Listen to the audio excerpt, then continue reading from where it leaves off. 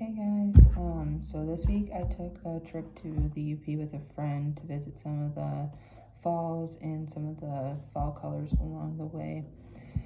And it was a great time to take our trip, obviously, because of this assignment, and we saw some really cool rock formations.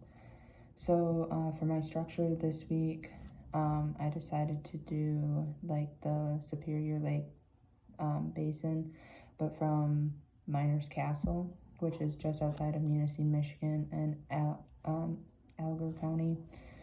So it is like the bedrock in the lakeshore in this area looks like it's made of 3 or so relatively soft sand layers. There's a map here showing the bedrock of Michigan, so I had some technical difficulties this week, so I'm going to have to show it to you on my computer from my phone screen because Screencast-O-Matic will not work for me for some reason. 1 second here. So Miners Castle takes place right here in Pictured Rocks, which is at like the top of the peninsula here, where the red dot is. It's right in there. So when looking at the bedrock geology of Michigan, so Miners Castle would fall right in this area, which is the Cambrian era of the rift, which it says that Munising and a group of St. Simon sandstone is in there from like 505 MA to about 544 MA. So that would be right here in the video, in the picture there. And then I also added a picture of like glaciers. So this Google image of Miners Castle or Pictured Rocks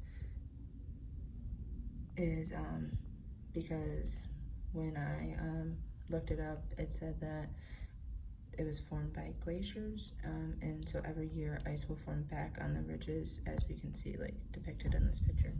So continuing with my research, this area it says that it overlays 2 billion year old volcanic and metamorphic rock, which is visible in some spots. If you take a closer look at the formation, you can see some slate and some quartzite visible.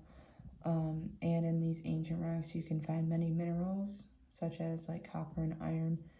The tapestry of Miners Castle, which is included in Pictured Rocks, is represented by 50 to 200 foot sandstone cliffs that go down to the lakeshore for about 15 miles in total.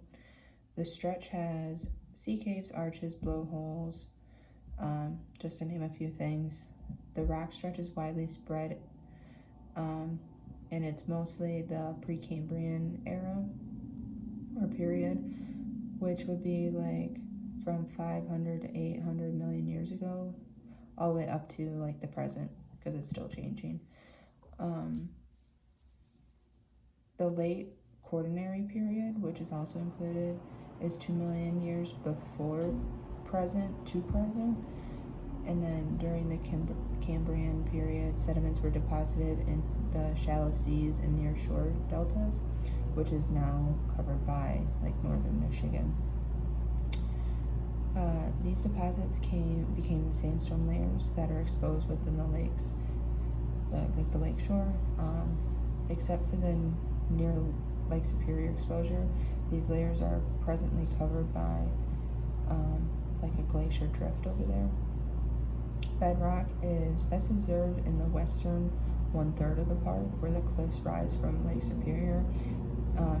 And it's best to look at these from the water. You get the full effect rather than like being on the overlooks, which that's all we got to see because it's like the last weekend in October, so it's kind of cold, and they got snow there this weekend.